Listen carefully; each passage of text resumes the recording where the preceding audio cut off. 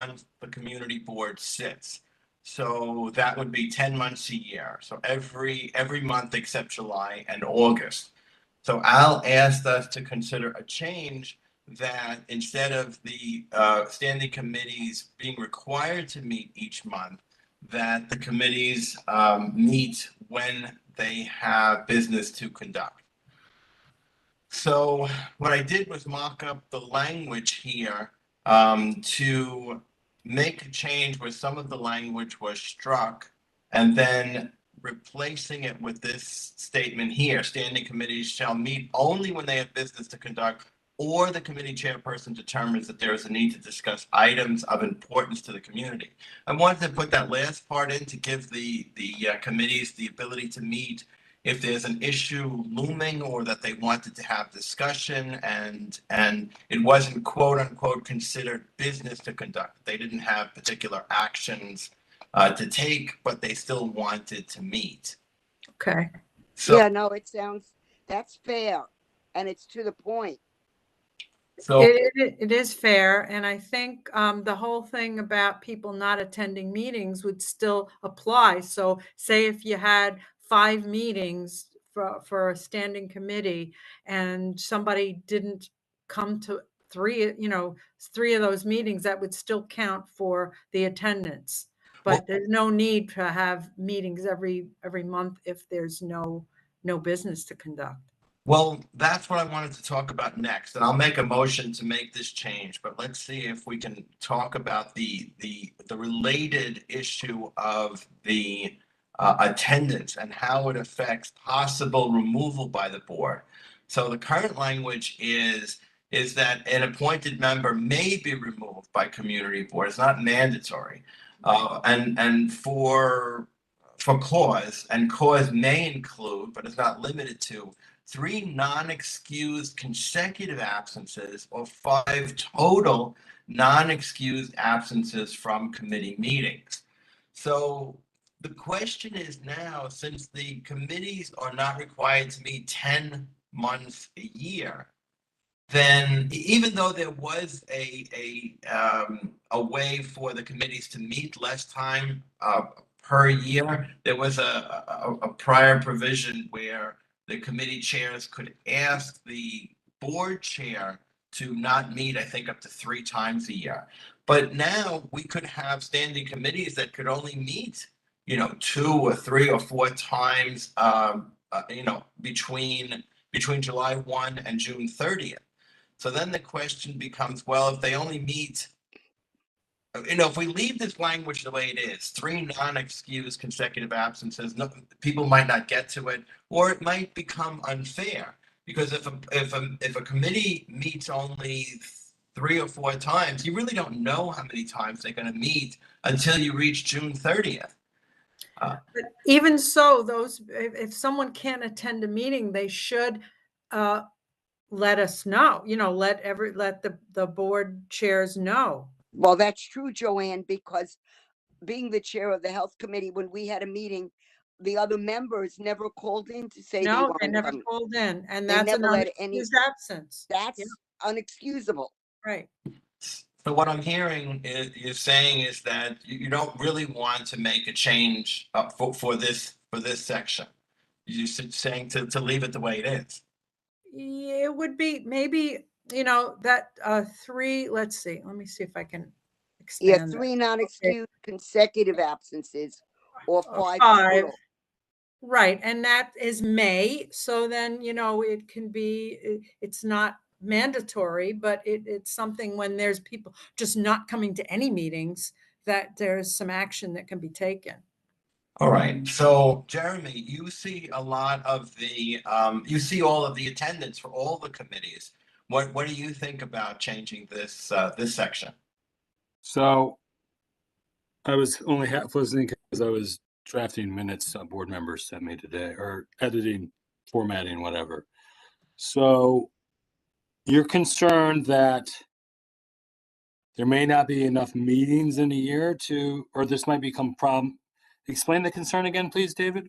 Because now that there aren't 10 mandatory meetings for each standing committee, one committee could meet twice, One committee could be 3 times, 8 times, 5 times. We don't know how many times they're going to meet until we reach June 30th. But we have this, hard number, 3 non-excused consecutive absences or 5 total non-excused absences from the committee meetings will trigger possible removal. Well, maybe not to talk about the hard numbers, maybe non-excused absences. Right, because you can't carry over. Say there's only 2 meetings 1 year, and then they don't show up to the next meeting the next year. I mean, that would, some people might consider that 3 consecutive, even though it's Right, in the same right. year. Well, that's Right. why in the language above it, if you see here, it says absences from meetings between September 1 and June 30th, because we don't meet in July and August. So you wouldn't, Right. I appreciate what you're saying, but I don't think you'd be able to carry it over. Right. Okay, So maybe it needs to be rewritten to not use the hard numbers, but say that, like, for instance, there could be 2 meetings and then somebody, a member doesn't attend either of those meetings. can, That's a bad thing, but it maybe not the 3. It's just like on a case by case basis, the chairman can look, this person didn't show up for the 2 meetings. There were only 2 meetings and they didn't show up, you know? but if they didn't show up, Joanne, if I may, if I'm thinking ahead, did they call to say Well, that they, that's what, yeah, I'm talking a non-excuse, Right, non, right. Right, this is like, all non-excused. yeah, not non-excuse. excused, or they did not notify the office? I mean, things happen, the Things happen. people, yeah. What about we just say, several non-excuse, but then what is several? It's not, it needs to be, Yeah, it a hard needs number. to be more specific because you're dealing with the possible removal of a member. And so there has to be something that you can hang your hat on, something that you either crossed the line or you didn't. Okay, so if a person doesn't attend any committee meetings for between September 1st and June 30th, that to me is not good. So Well, that, I don't know if that can be, if you could put that in a sentence. It's like, Well, so you know what if I'm I may saying? say something. So first thing is, I've always had a problem with September 1st through June 30th Uh-huh. because we do have special meetings sometimes in July right, and Me too. August, and it's not fair to the people who show up. It's not fair to the people who show up to not penalize or potentially penalize the people who never show up. So that's my first concern with September. You know what I mean? Right, So you Joanna? could Because do there's some, July yes, 1st to June 30th then, and just state that, absence, continuous absence from committee or special meetings or even public hearings that are required and board meetings, right. somehow, yeah, that has to be put, but maybe not the 5 or the 3, but just, I mean, I don't know how I just want to make sure, I want to make sure David understands what we're talking about because like I was just looking at, your health committee minute, Joanne, and yes. Yeah. sure enough, there are people there that are always Yeah, absent. I know. That's what I'm So if you're saying. only meeting, so if you're only meeting 3 times a year, say you only have 3 meetings this year, but one of them's in July, and then there's one person that's No, I hear always what you're saying, problematic. Jeremy, and we could consider a change to Okay. that language in the removal. But let's set that aside and look at just at the number 2 here for the 3 and the 5 absences from committee meetings and whether or not we should change that. It's Yeah, the proposal non-excused you have consecutive looks a little bit more absences. stringent. Yeah. I'm sorry, say that again, Jeremy?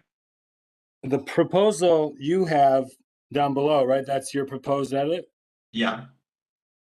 That looks, I mean, I'm fine with it, but it looks like it has more teeth, so to speak. Well, it does a little bit because it's changing it from 3 non-excused consecutive or 5 total non-excused to simply 3 non-excused absences.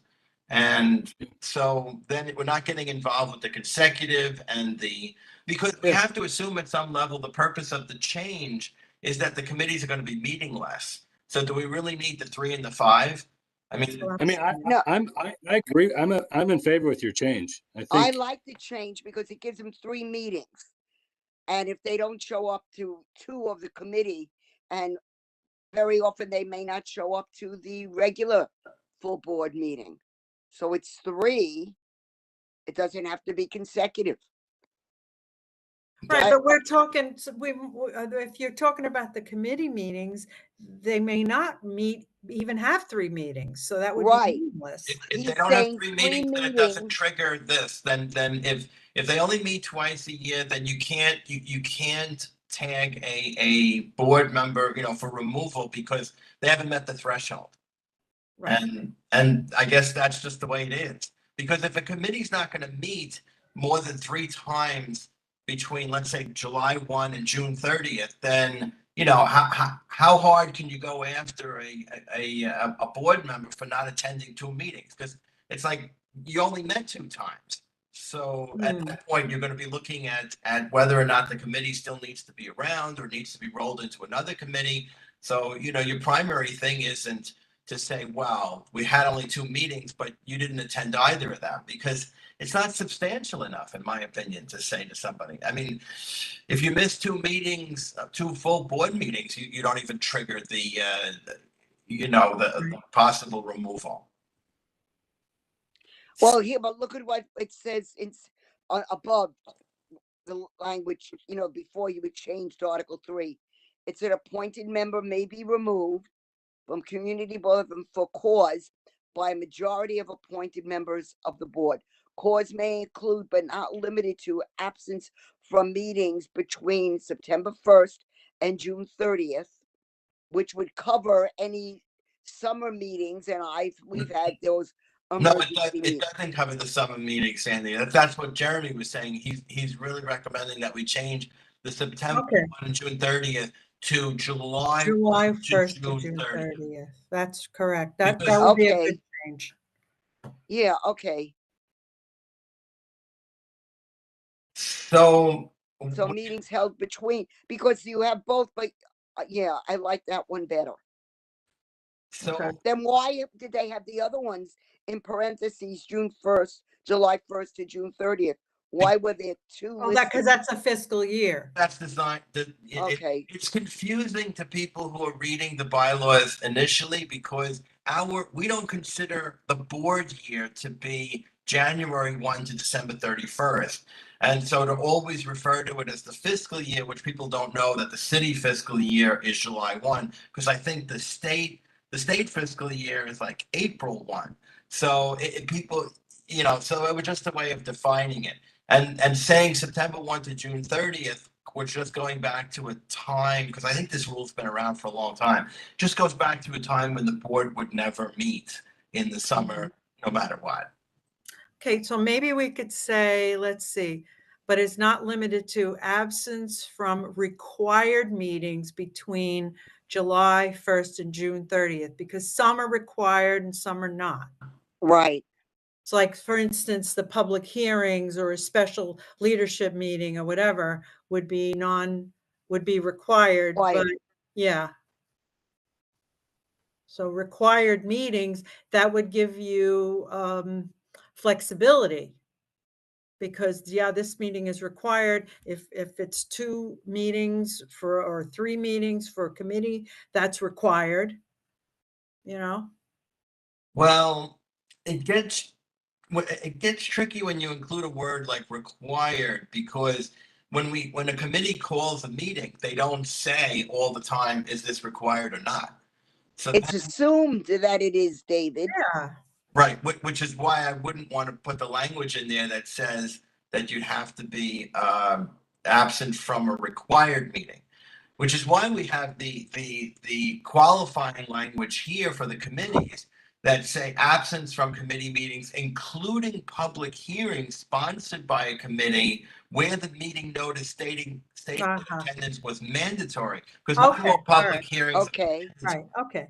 So it sounds like it sounds like maybe, do we have support for just this change here to say to 3 non-excused absences from committee meetings? And, Okay, and leave it at that. And then I would also recommend the change that Jeremy made, which is that, we changed the September 1 here to, July 1st. July 1st to June Okay. 30th. So so, we'll make our own fiscal year. well, the city has the fiscal year. Yeah. So Yeah. that's why it's defined, so that there's no confusion. And that way you don't have that carryover, because you get a reset. Everybody gets a reset. All right, so if we're in agreement, then I'll go back and I'll make 3 motions. I'm sure, should I combine it all into one? If you can combine it into Yeah. one. Okay, so then I make a motion that we make the following changes to the Community Board 11's bylaws. Article 5, Section 3, to strike specific language, which I'll put in the minutes, referring to standing committees' requirement to meet, in place of the language that standing committees shall meet only when they have business to conduct, or the committee chairperson determined that there is a need to discuss items of importance to the community. Okay. That's good. Second, a change to Article 3, Section 4, to change the September 1 to July 1. Mm-hmm. Third, to change Article 3, Section 4, Paragraph 2, to strike specific language related to consecutive absences and 5 total non-excused absences. And the language will be in the minutes, so it'll be clear. Okay. Is there That's, a second? I second it. Okay, Sandy seconds it. Is there any discussion? I think we No, already I think we discussed it. discussed it. We went, So I'll call for a vote. All those in favor? I, Aye. So I think we're all in Unanimous. agreement. So it is unanimous. And I'll draft up the minutes. I know we still have to go through the rest of the agenda. Hang on. Let me just stop sharing this. Yeah, and David, who is JD? Someone signed in as RD. Oh, wait a minute. I just noticed that. Would you like to identify yourself for the minutes? The person who has attended the meeting as RD? The person that's identified myself as RD will be allowed to speak. Well, we're getting to that part of the agenda. Okay. So is that Roxanne? Yeah, it's Roxanne Delgado. Okay. All right. So then now we're going to, and I need to loop back to approving the minutes from June 2021, but now we'll go to the gallery session. So Roxanne, would you like to be heard? Well, yes, first to clarify, for the open meetings law, I do not have to identify myself unless I'm speaking. And if I do speak, I could you also are withhold. speaking. Huh? I'm sorry, what? No, I said you are speaking.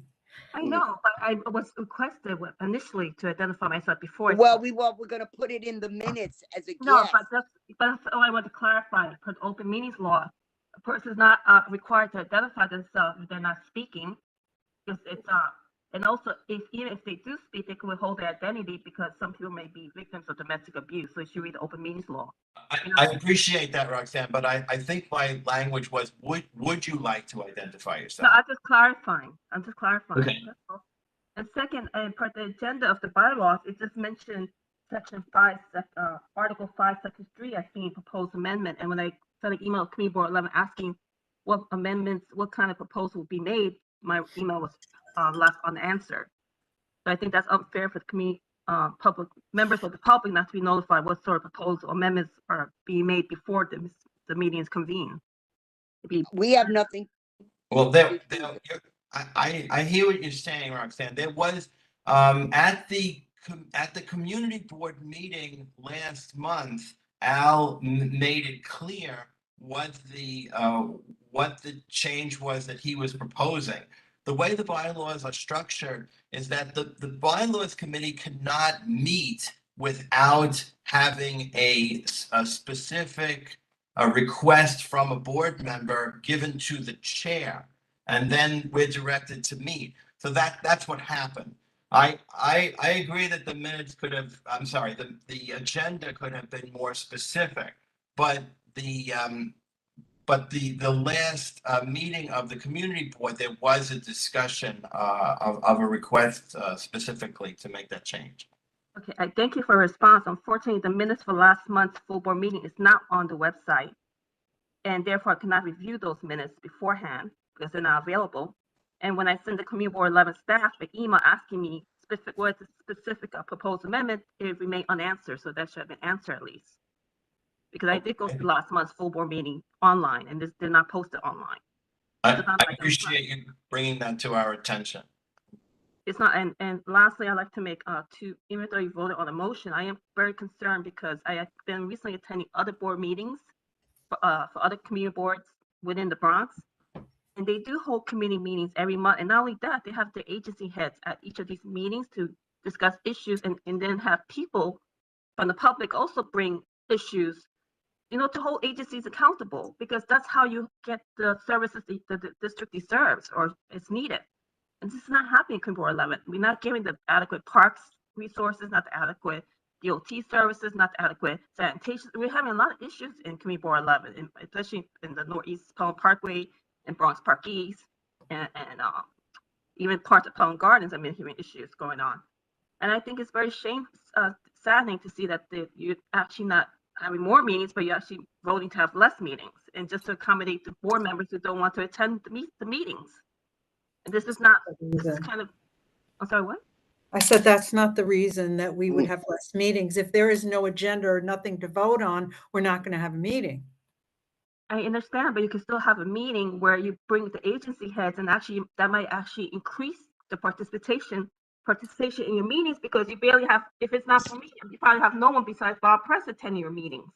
And let me thank you, Roxanne. Let me just address that in three parts. Sure. First of all, Jeremy put in the chat just a moment ago that the Parks Department is attending the Parks Committee meeting tonight. So we do have agencies that routinely attend the committee meetings. Second, I want to clarify that the Bylaws Committee doesn't pass on the substance. Our job is to ensure that the language of the proposed change is consistent with the other parts of the bylaws. So the third thing I wanted to say is that since the full board will not be able to vote on this until September, so you will have two opportunities. This is the month of May, right? Yeah. I get a little confused what month we're in. So this is the month of May. So pardon me. We will be able to vote on this in June. It's because the bylaws say that a bylaw change cannot be voted on in the month in which it's presented. So you still will have two opportunities to speak on this at the gallery session, which is the gallery session in May and the gallery session in June. So you can share your concerns about this proposed change to the full board. The only issue with that is the full gallery session is limited to 2 minutes, and I have something else to discuss. And regarding the agency head, they haven't had a parks meeting for almost 4 months now. And rarely did, I'm not just talking about Parks Committee, I'm talking about all the committees, including sanitation, DOTs. And in other community boards, they hold a monthly meeting, and they have the agency head or rep there every month to discuss issues that was brought up to them through emails or phone, and even open the gallery session to public members to discuss issues or questions on how they can approach issues that's happening in there. I mean, I just think it's shameful that we're having less meetings, and I don't know why the DM is doing the chat. When I sent them an email this morning asking them what the proposed amendment, they left it unanswered. I mean, I don't think that's nice. We would like to be prepared for meetings, not be. I had no idea what changes you were making. It just made a section Article 5, Section 3, but you address other articles within, you make 3 motions. Well, I think there are 2 changes that we can make in the bylaws to in the functioning of the committee to address your concern. One is that in future agendas we can put more detail in the agenda. Second is we can move the gallery session to before the proposed, to discussion of the proposed changes so that we would have the community input. I appreciate that. It wouldn't have any differences. I still didn't know what exactly was being proposed, since my email that was asked what was being proposed this morning was left unanswered. So that's a problem too. No, it's a catch-22. So even if I don't supervise the board office, so I can't speak to that. I mean, I can respond if you want. No, that's okay, please. You Well, can then I don't know why I bring it No, up. that's okay. No back and forth again. I'd like to move on to something else. What So happens David, if the bylaw is violated? What recourse? So I just read your bylaws. What happens if the board doesn't follow the bylaws? Its own bylaws. Because I know there's repercussions. I know there's agency over the city charter, conflict of interest board, the state law regarding the FOIA, open meetings law. But if the community board does not follow its bylaws, what's the recourse? I would think that the first thing that you would do is bring it to the attention of the chair of the board, to the executive board, to the leadership committee. You could discuss it at a gallery session. If that doesn't achieve results, I would report it to the borough president's office. Okay, because I've been reading the bylaws and there has been several violations of the bylaws. I'm not sure if you're interested, but that's not what this committee does. So I would recommend that you bring that up at a gallery session of the full board, or directly to the chair, the executive board, or the leadership committee. Okay, I appreciate the answers. It's very helpful, but all right. And one last question, please, if you don't mind. One last question, because I'm very interested in the bylaws, because it's basically the map of how this board runs. The election committee, how many members are in this upcoming election committee meeting, nominating election committee? Jeremy, has the board website been updated, or can you answer that question? yeah, so Joanna here is the chair of the committee. And then you have John Johnson and Joe Thompson. Okay, thank you. That was my last question. Thank you. And yeah, it's been updated for a while, to my knowledge. I can double check, but I'm pretty sure we updated with the. Okay, and so the concern I have, David, if you don't mind, about the concern I have with gallery in committee before a guest speaker can be problematic. Like if DOT or Parks comes and gives a presentation, I think it'd be more favorable for the public to comment after the presentation than before. I hear what you're saying, and I think that makes a lot of sense in that kind of situation. What I was addressing was Roxanne's specific comment that the public cannot comment on what the board, cannot have input on what the board is recommending to change if they can only speak after the recommended changes are finalized. Didn't this come up in was it the controller's audit, that the gallery sessions for the full board meetings need to be at the beginning of the meetings? Yeah, so what I've done for some committee meetings when I know there's a vote is I'll put the topic first, the gallery next, and then the vote or a motion or a recommendation after the gallery. What you're saying, Jeremy, makes a lot of sense when it comes to an agency presentation. But if an agency makes a presentation and then the public has input, the public still has the ability to influence the actual outcome. Yeah, but if you listen to the way I described it, maybe this is what should be codified in the bylaws. If the presentation happens first, the gallery comes next so they can comment, and then the board votes or the committee. Because like I said, I've literally structured agendas that way when I know there's a vote, to give the public an opportunity to comment on whatever proposal before they vote. That's not a bad idea, but I would rather run it through the leadership committee first, because the bylaws committee we don't have any special authority to propose bylaw changes. Bylaw changes are recommended by members to the chair, and then the chair forwards the recommended changes to the bylaw committee so that the language is worked out. And so then it goes back to the full board for a vote. So if a board member wants to make that change, then it would have to go through the process to the chair and then back to the committee. We can't make that recommendation in the committee on our own. Right, a understand. recommendation must be made to the committee. To the Basically. chair of the board. But it sounds like something that seems to be working out so far, Jeremy. Is there an issue with it? Well, see, the other thing with the way that, like, for tonight, the way the committee's agenda was situated, so you still have old business to, if the member of the public, raises something that's really objectionable, you can revisit your motion under old business, right? Am I wrong? Yes, we could, but I don't think putting the gallery session in this context before the discussion of the the proposed change is an issue. But the committee we can just review that at another time.